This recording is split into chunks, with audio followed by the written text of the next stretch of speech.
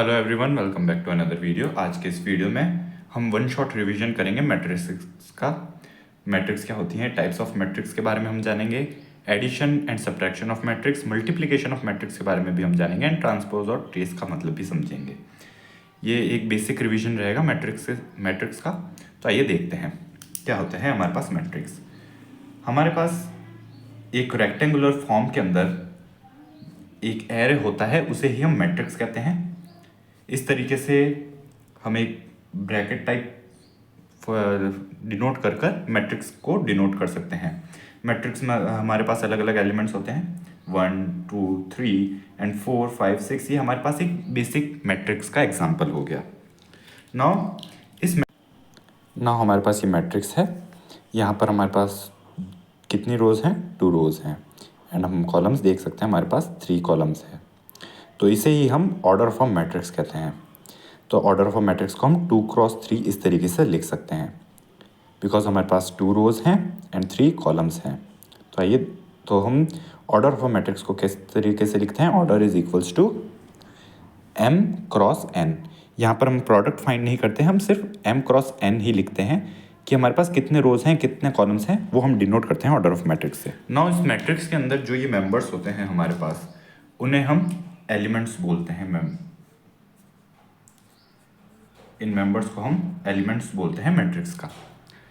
Now अगर हमारे पास m और n इक्वल हो तो हम उसे स्क्वायर मैट्रिक्स कहते हैं। अगर हमारे पास m is equals to n तो हमारे पास स्क्वायर मैट्रिक्स होती है। इसीलिए हमने रेक्टेंगुलर एरे कहा, हमने रेक्टेंगुलर फॉर्मेशन कहा, because in general rectangular matrix होती है। अगर m और n इक्वल हैं तो हमारे पास वो स्क्वायर मैट्रिक्स बन जाएगी। फॉर एग्जांपल यहाँ से अगर हम देखें तो 1 2 3 एंड 4, अगर हम इस तरीके से एक मैट्रिक्स को डिफाइन करें तो हमारे पास ये स्क्वायर मैट्रिक्स होगी 2 क्रॉस 2 की, बिकॉज नंबर ऑफ रोज भी 2 है एंड नंबर ऑफ कॉलम्स भी 2 है यहाँ पर हमारे पास। नाउ रो मैट्रिक्स किसे कहेंगे? हम रो मैट्रिक्स उसे कहेंगे जहाँ पर हमारे पास number of rows m is equals to 1 हो। यानी कि m इज इक्वल्स टू 1 होने का मतलब क्या हो गया? हमारे पास मैट्रिक्स कुछ इस तरीके की होगी, 1 2 3 एंड सो ऑन, कितने भी नंबर ऑफ एलिमेंट्स हो सकते हैं। जब m इज इक्वल्स टू 1 हो तो हम उसे रो मैट्रिक्स कहेंगे। सिमिलरली जब हमारे पास n इज इक्वल्स टू 1 हो तब हम उसे कॉलम मैट्रिक्स कहेंगे। कॉलम मैट्रिक्स किस तरीके की होगी? हमारे पास एक कॉलम जैसी दिखेगी, 1 2, फॉर एग्जाम्पल 2 रोज हमने ले ली। नाउ मैट्रिक्स को हम डिनोट कैसे करते हैं? मैट्रिक्स को डिनोट करने का तरीका होता है हमारे पास इंग्लिश के कैपिटल लेटर से। फॉर एग्जाम्पल m हो गया, हम किस मैट्रिक्स को m मान सकते हैं, या फिर हम मैट्रिक्स को ABC से भी डिनोट करते हैं। ये हमने इसका नाम दे दिया, इसे हमने B कह दिया। ये हमारी रो मैट्रिक्स से हमने R कह दिया, ये हमारी कॉलम मैट्रिक्स से हमने C कह दिया। तो मैट्रिक्स को हम कैपिटल लेटर से डिनोट करते हैं। एंड मैट्रिक्स के एलिमेंट्स को हम कैसे डिनोट करते हैं? मैट्रिक्स के एलिमेंट्स को हम डिनोट करते हैं स्मॉल लेटर से, AIJ से। AIJ हमारा बताता है ith row and jth column के अंदर का एलिमेंट। फॉर एग्जाम्पल अगर हम कंसिडर करें हमारे पास मैट्रिक्स B, तो हमारे पास A11 एलिमेंट जो होगा वो होगा 1 first row and first column के अंदर। A12 जो होगा वो फर्स्ट रो सेकंड कॉलम यानी कि 2,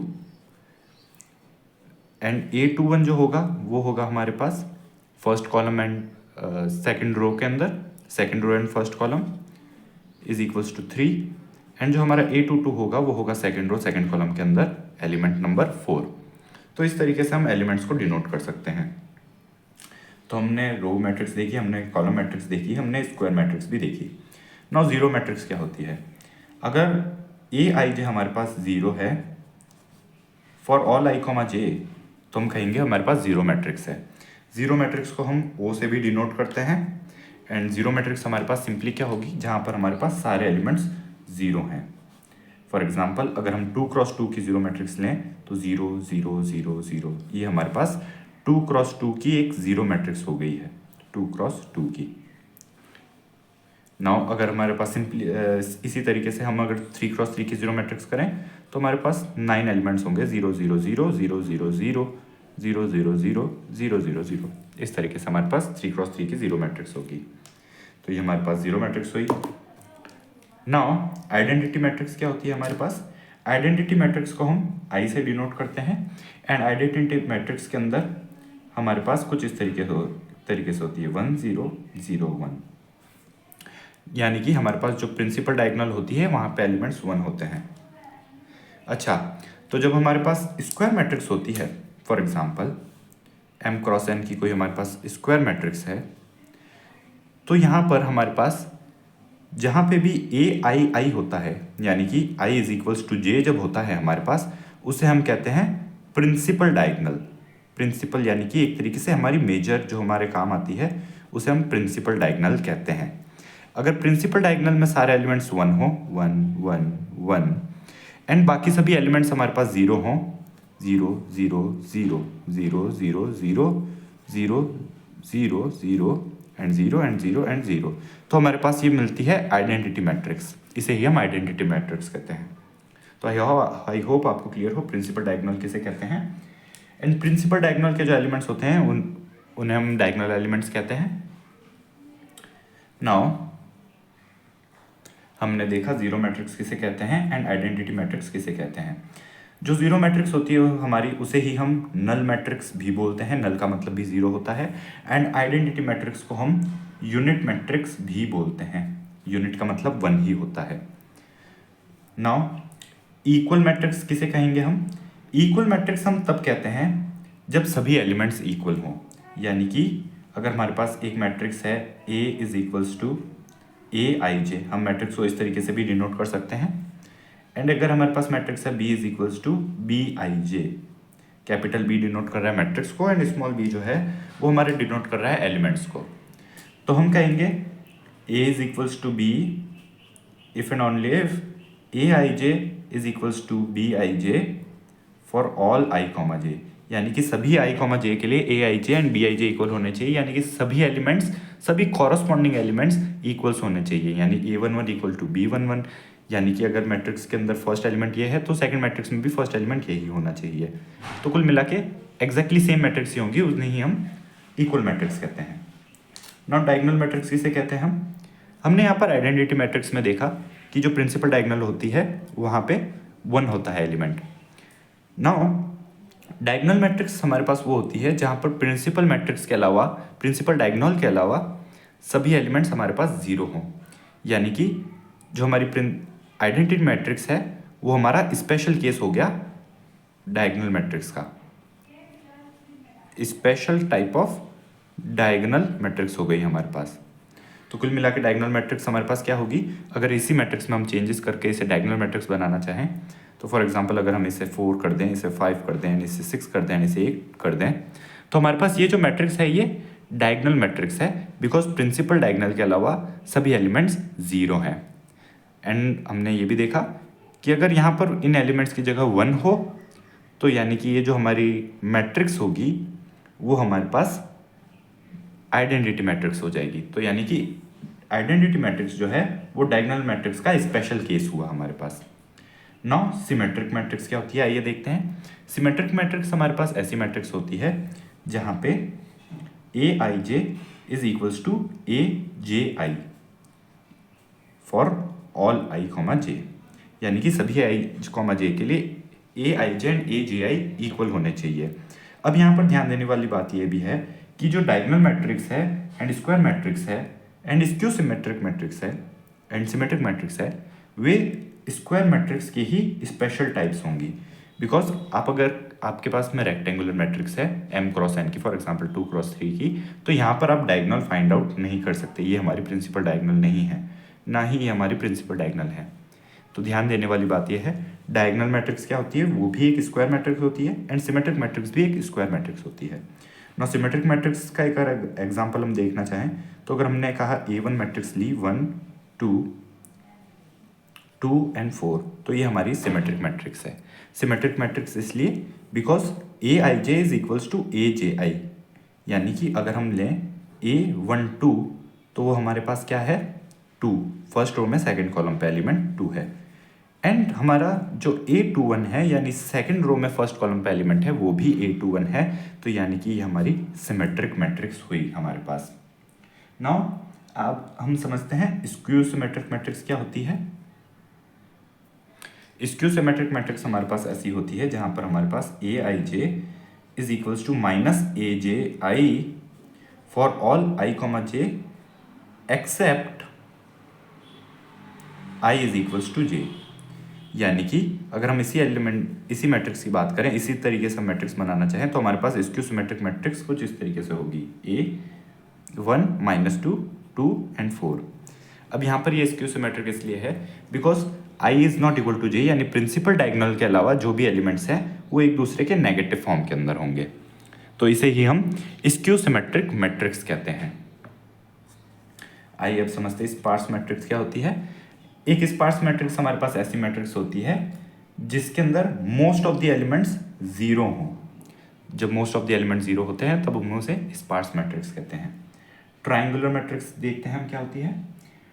ट्रायंगुलर मैट्रिक्स हमारे पास ऐसी मैट्रिक्स होती है जहां पे हमारे पास प्रिंसिपल डायगोनल से सभी ऊपर वाले या फिर सभी नीचे वाले एलिमेंट्स जीरो होते हैं। फॉर एग्जांपल अगर हम बात करें 1 2 3 4 5 एंड 6, तो यहाँ पर हमारे पास प्रिंसिपल डायगोनल से नीचे के सभी एलिमेंट जीरो हैं। हमारे पास एक नीचे एक ट्राइंगल मिल रहा है एंड सिर्फ अपर ट्राइंगल के अंदर एलिमेंट्स हैं, तो हम इसे कहेंगे अपर ट्राइंगुलर मैट्रिक्स। ऑलराइट, ये हमारे पास अपर ट्राइंगुलर मैट्रिक्स हुई।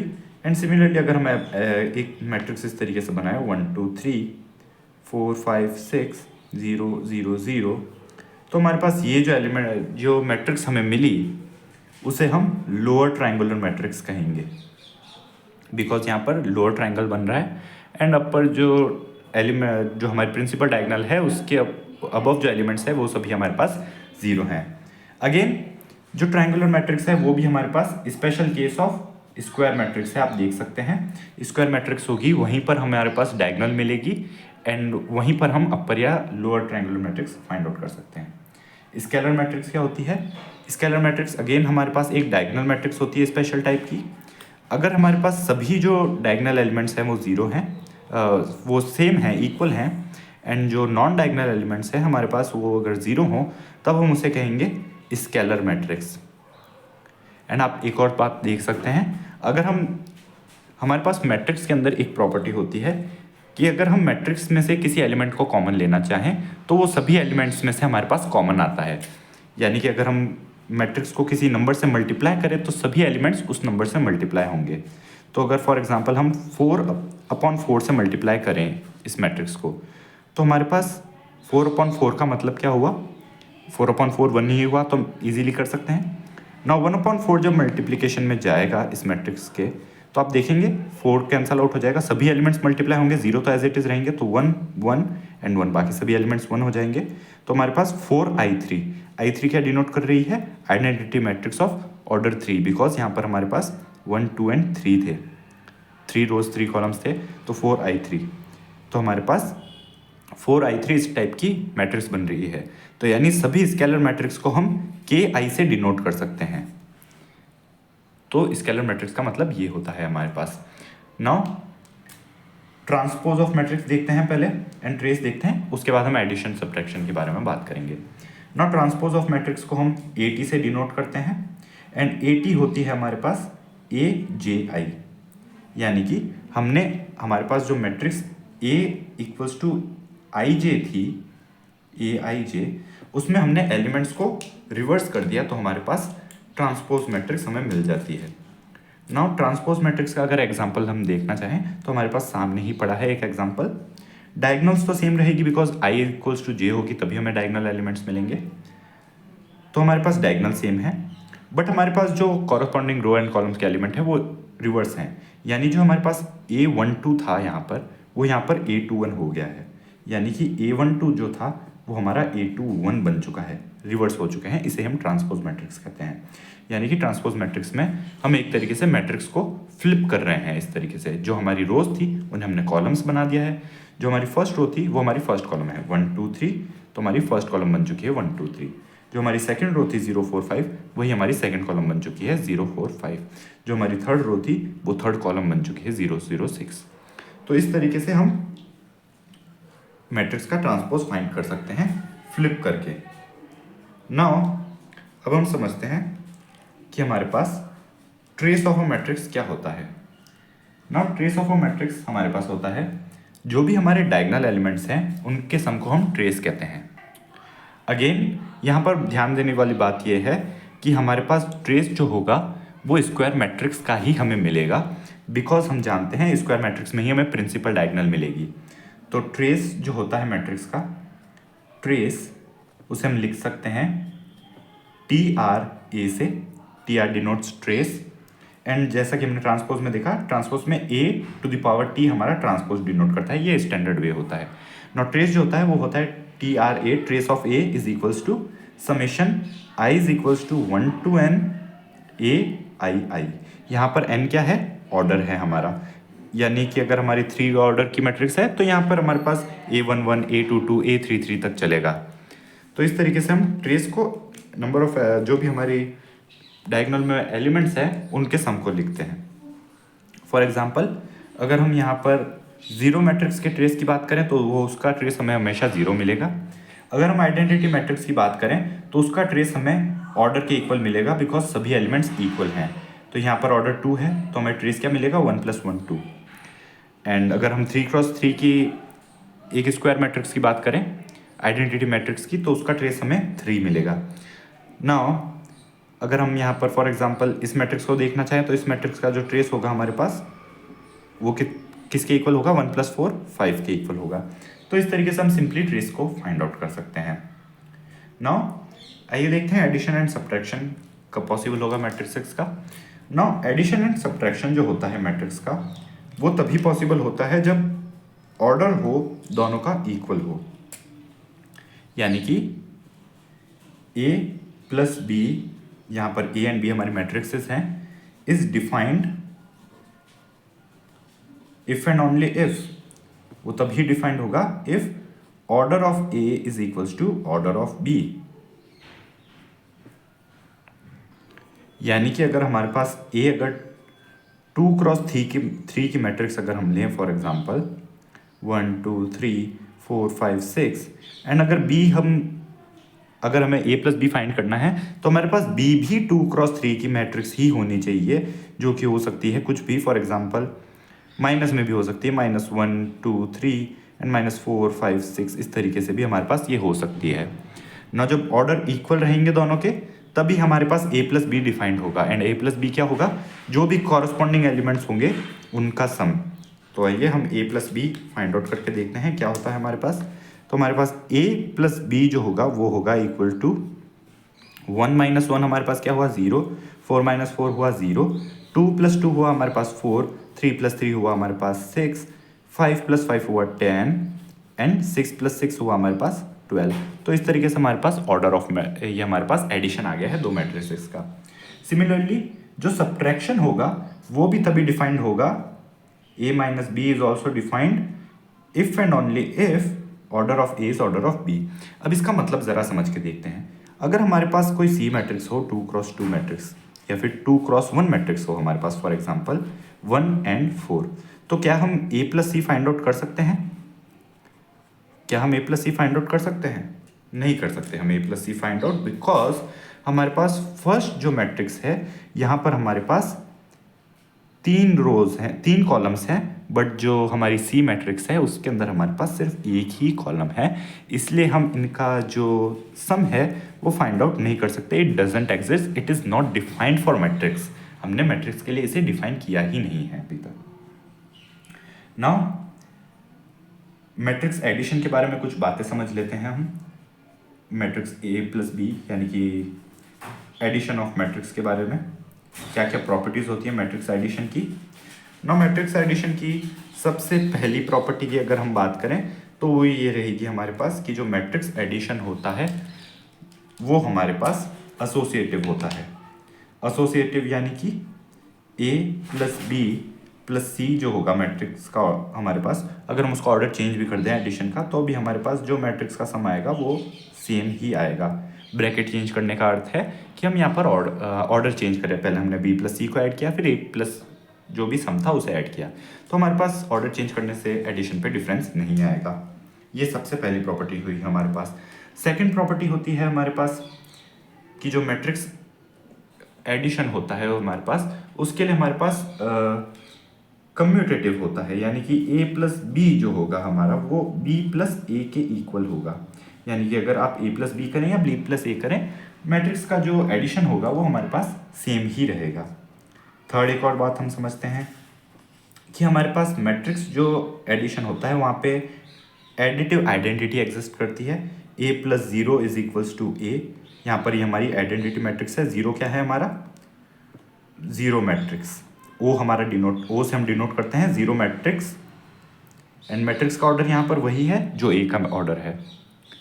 ऑलराइट, एंड जीरो मैट्रिक्स किसी भी ऑर्डर की हो सकती है। फॉर एग्जांपल अगर हम 0 0 इस तरीके से मैट्रिक्स लिखें तो वो भी हमारी जीरो मैट्रिक्स हो सकती है। बट आइडेंटिटी मैट्रिक्स जो होगी हमारी वो हमेशा हमारी स्क्वायर मैट्रिक्स ही होगी। बट जीरो मैट्रिक्स पर हमारे पास ऐसी कोई कंडीशन नहीं है। एंड नेक्स्ट प्रॉपर्टी अगर हम देखें तो एडिटिव इन्वर्स एग्जिस्ट करता है। एडिटिव इन्वर्स यानी कि a plus minus A is equals to zero. यानी कि अगर हम एक मैट्रिक्स को मल्टीप्लाई करें -1 से, तो किसी भी नंबर से मल्टीप्लाई करने का हमने मतलब जाना था कि अगर मैट्रिक्स को हम किसी भी नंबर से मल्टीप्लाई करते हैं, सो फॉर एग्जांपल के ए से अगर हम डिनोट करें k into A, then it is equals to k times A I जे।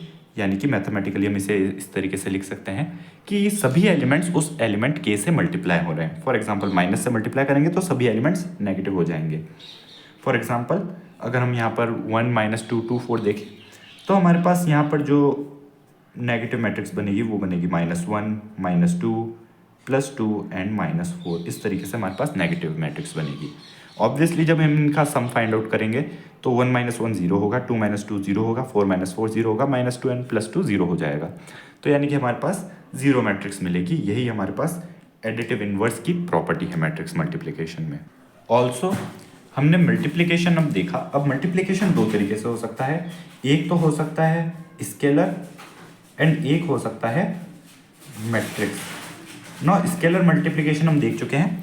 हमने ये जो k इंटू ए देखा, इसे ही हम स्केलर मल्टीप्लिकेशन कहते हैं। स्केलर मल्टीप्लिकेशन का मतलब होता है किसी एक नंबर से मल्टीप्लाई करना। तो आइए अब हम मैट्रिक्स मल्टीप्लिकेशन के बारे में जानते हैं। तो स्केलर मल्टीप्लिकेशन हमारा किस तरीके से डिफाइन होता है? स्केलर मल्टीप्लिकेशन हमने अभी देखा, k into A is equals to k a i j। Obviously ये हमारे पास कम्यूटेटिव रहेगा बिकॉज k एंड a दोनों ही नंबर्स हैं, तो हम इन्हें लिख सकते हैं a i j इंटू के, एंड इसे हम लिख सकते हैं a इंटू के। ऑलराइट, तो हमारे पास ये कम्यूटेटिव आ गया सबसे पहली बात। दूसरी बात, हमारे पास जो स्केलर मल्टीप्लिकेशन होता है वो k into A plus B जो होगा वो हमारा k into A plus k into B होगा, यानी कि डिस्ट्रीब्यूटिव होगा। इसे हम डिस्ट्रीब्यूटिव प्रॉपर्टी कहते हैं। ऑल्सो k प्लस अगर हम कोई और स्केलर लें l इंटू ए जो होगा हमारे पास वो k into A plus l into A होगा। ये हमारी distributive property of multiplication over addition थी। यहाँ पर distributive property of addition over multiplication है। एंड अगर हमारे पास k1 है एंड कोई k2a है तो वो हमारे पास k1 k2a के इक्वल होगा, जो कि इक्वल होगा हमारा k2 इंटू k1a। तो ये हमारे पास इस तरीके से एसोसिएटिव भी है। अब हम देखते हैं मैट्रिक्स मल्टीप्लिकेशन क्या होता है। ये काफ़ी इंपॉर्टेंट चीज़ है, काफ़ी इंपॉर्टेंट टॉपिक है, एंड काफ़ी थोड़ा सा अलग सा तरीका होता है मैट्रिक्स मल्टीप्लिकेशन का। सो फॉर एग्जांपल मैट्रिक्स है हमारे पास A, मैट्रिक्स है 2 5 6 एंड 1, एंड ये हमारे पास किस ऑर्डर क्या हुआ, ये इस मैट्रिक्स का 2 क्रॉस 2। ना अगर हमारे पास कोई मैट्रिक्स है B जो कि मैट्रिक्स है हमारे पास 1 3 6 4 5 एंड 2। एंड हम एक और मैट्रिक्स ले लेते हैं, C इज इक्वल्स टू 0 1 1 0 0 1। कुछ इस तरीके से हम मैट्रिक्स ले लेते हैं। तो हमने 3 मैट्रिक्स कंसीडर किए हैं। नाउ जो मैट्रिक्स मल्टीप्लिकेशन होता है, एंड सभी का ऑर्डर भी हम लिख लेते हैं। B का ऑर्डर है 2 क्रॉस 3 एंड C का जो ऑर्डर है हमारे पास वो है 3 क्रॉस 2। नाउ जो मैट्रिक्स मल्टीप्लिकेशन होता है, मैट्रिक्स मल्टीप्लिकेशन में सबसे इंपॉर्टेंट बात आती है मैट्रिक्स का ऑर्डर। अगर कोई दो मैट्रिक्स हैं A एंड A का ऑर्डर है m क्रॉस n, तो मैट्रिक्स B का जो ऑर्डर है A क्रॉस B डिफाइंड हो, इसके लिए ये तभी पॉसिबल होगा जब B का ऑर्डर n क्रॉस P होगा। यानी कि ये जो दो नंबर्स आएंगे हमारे पास सेम आने चाहिए ऑर्डर के अंदर। फॉर एग्जाम्पल यहाँ पर जो A है, A का ऑर्डर 2 क्रॉस 2 है, तो B का ऑर्डर जो है 2 क्रॉस 3 है, तो यहाँ पर 2 एंड 2 सेम है, तो यानी कि ये जो मैट्रिक्स मल्टीप्लिकेशन है A क्रॉस B डिफाइंड है। बट अगर आप C को देखें तो यहाँ पर 2 है बट यहाँ पर 3 है, तो A क्रॉस C डिफाइंड नहीं है। यानी कि अगर हम तीनों के कॉम्बिनेशंस को देखें तो हम जान सकते हैं क्या क्या हमारे पास डिफाइंड है और क्या क्या यहाँ पर डिफाइंड नहीं है। A क्रॉस B जो है हमारा, वो हमारा डिफाइंड है। B क्रॉस अगर A आप देखना चाहें तो देखिए यहाँ पर 3 है बट यहाँ पर 2 है, तो वो नॉट डिफाइंड है। A क्रॉस C अगर आप देखें तो हमारे पास 2 एंड 3 है, इसलिए नॉट डिफाइंड है। बट C क्रॉस A अगर आप देखें तो हमारे पास 3 यहाँ पर 2 है एंड यहाँ पर 2 है, तो यानी कि वो डिफाइंड है। एंड अगेन यहाँ पर अगर आप B क्रॉस A देखना चाहें तो वो डिफाइंड नहीं है, हमने देख लिया। एंड B और C की बात करते हैं तो B क्रॉस C जो है हमारा 3 एंड 3 वो डिफाइंड है। एंड C क्रॉस B जो है हमारा, C क्रॉस B भी देखिए हमारे पास डिफाइंड है। तो यहाँ से हमें एक बहुत इंपॉर्टेंट बात पता चली कि A क्रॉस B जो होगा वो not necessary equal to B cross A हो, यानी कि मैट्रिक्स मल्टीप्लिकेशन है, कम्यूटेटिव नहीं है। अब मैट्रिक्स मल्टीप्लिकेशन हम करते कैसे हैं, ज़रा उस पर भी तो हम बात करते हैं। तो ये देखते हैं। तो मैट्रिक्स मल्टीप्लिकेशन का जो रिजल्ट आएगा हमारा वो हमेशा m क्रॉस p फॉर्म का आएगा। यानी कि जब हम a क्रॉस b को मल्टीप्लाई करेंगे तो हमारे पास 2 क्रॉस 3 की मैट्रिक्स आएगी। अब किस तरीके से आएगी, तो a क्रॉस b जो होगा हमारा वो कुछ इस तरीके से हम डिफाइन करते हैं। हम सबसे पहले 2 क्रॉस 3 की मैट्रिक्स बना लेते हैं। अब आइए समझते हैं कि इसका मल्टीप्लिकेशन हम किस तरीके से करेंगे। नाउ हम यहाँ पर जो भी रो है उसे कॉलम से मल्टीप्लाई करेंगे। तो फर्स्ट रो है हमारी, तो उसे हम फर्स्ट कॉलम से मल्टीप्लाई करेंगे। तो 2 5 इंटू 1 4, तो यानी कि 2 इंटू 1 हमारा कितना हुआ 2, एंड 5 इंटू 4 कितना हुआ 20, तो 2 प्लस 20 हम लिखेंगे। तो ये हमारा फर्स्ट एलिमेंट हुआ। इसी तरीके से हमें तीनों बाहर मल्टीप्लाई करके एलिमेंट्स को लिखना है। तो 2 5 का हमारा नेक्स्ट हुआ 3 5 से, सो 2 इंटू 3 हुआ 6 प्लस 5 इंटू 5 हुआ हमारे पास 25। देन 2 5 का हमारे पास हुआ थर्ड कॉलम से, यानी कि 2 इंटू 6 जो कि हुआ हमारे पास 12 प्लस हमारे पास 5 इंटू 2 कितना हुआ 10। तो इस तरीके से हमारे पास 3 एलिमेंट्स आ चुके हैं। नाउ सेकेंड रो से हम शुरू करेंगे। जितने भी कॉलम्स होंगे उतनी बार हमें इटरेशन करना है। नाउ अब नेक्स्ट रो पे चलेंगे। अगेन सेकंड रो को हम फर्स्ट कॉलम से मल्टीप्लिकेशन करवाएंगे कॉरस्पॉन्डिंग एलिमेंट्स का। नाउ 6 इंटू 1 हुआ हमारे पास 6 प्लस 1 इंटू 4 हुआ हमारे पास 4। नाउ 6 इंटू 3 हुआ 18 एंड 1 इंटू 5 हुआ 5 एंड सम कर देंगे। देन 6 इंटू 6 हुआ 36 एंड 1 इंटू 2 हुआ 2। तो हमारे पास जो रिजल्ट हमें मिलेगा मैट्रिक्स का 20 प्लस 2 हुआ हमारे पास 22, 6 प्लस 4 हुआ हमारे पास 10, 25 प्लस 6 हुआ हमारे पास 31, 18 प्लस 5 हुआ हमारे पास 23 एंड 12 प्लस 10 22 एंड 36 प्लस 2 38। तो हमारे पास कुछ इस तरीके से हमारा रिजल्ट मिला हमें। ये हमारा इन दो मैट्रिक्स का मल्टीप्लिकेशन हुआ A cross B। Now B cross A तो हम फाइंड कर नहीं सकते, आइए ज़रा हम ए क्रॉस सी फाइंड करके देखते हैं, बट ए क्रॉस सी भी डिफाइंड नहीं है, सी क्रॉस ए फाइंड कर सकते हैं हम। तो सी क्रॉस ए जो होगा हमारा वो क्या होगा, काफ़ी सिंपल सा है। नाउ फर्स्ट रो का फर्स्ट कॉलम से, तो 0 इंटू 2 0 हुआ, 6 इंटू 1 6 हुआ, तो हमारे पास 6 बचेगा। देन 0 इंटू 1 का 5 1 से, अगेन 0 इंटू 5 0 होगा, तो 1 इंटू 1 1 ही बचेगा। नाउ 1 0 का 2 6 से हमें क्या मिलेगा, 2 मिलेगा, अगेन 6 0 हो जाएगा। एंड 1 0 का 5 1 से अगेन 5 मिलेगा। अगेन 0 1 का जो होगा वो यहाँ से आप देख सकते हैं, जैसा कि फर्स्ट रो के लिए हमें मिला था, अगेन 6 इंटू 1 मिलेगा हमें। तो कुछ इस तरीके से हमें कितने ऑर्डर की मैट्रिक्स मिली है, हमें 3 क्रॉस 2 ऑर्डर की मैट्रिक्स मिली है, because 3 cross 2 and middle element जो था वो हमारे पास, मिडल नंबर था वो सेम था, तभी हमारा मैट्रिक्स मल्टीप्लिकेशन डिफाइंड है।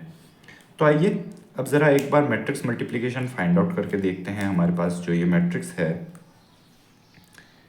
B cross C and C cross B, and देखते हैं कम्यूटेटिव मिलता है या नहीं मिलता है ना। बी क्रॉस सी जो होगा हमारे पास वो हमें क्या मिलेगा, 136 इंटू 0 1 0। यहाँ पर हमें 3 एलिमेंट्स का मल्टीप्लिकेशन देखना होगा। 1 इंटू 0 0 हुआ, 3 इंटू 1 हुआ हमारे पास 1, एंड 6 इंटू 0 0 हुआ।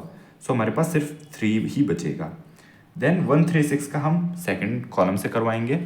नाउ 136 जो है 1 इंटू 1 1 मिला, 3 इंटू 0 0, एंड 6 इंटू 1 जो है हमें 6 मिला, तो 6 प्लस 1 7 हमें मिला। नाउ 4 5 2 का सिमिलरली सिर्फ 5 ही बचेगा, बिकॉज 4 इंटू 0 0 एंड 2 इंटू 0 0, तो 5 इंटू 1 1 बचा। अगेन 4 5 2 के लिए सी से जब हमने मल्टीप्लिकेशन किया, 5 इंटू 0 0, एंड 4 प्लस 2 6 हमें मिलेगा। तो ये तो हमें मिली बी क्रॉस सी की वैल्यू।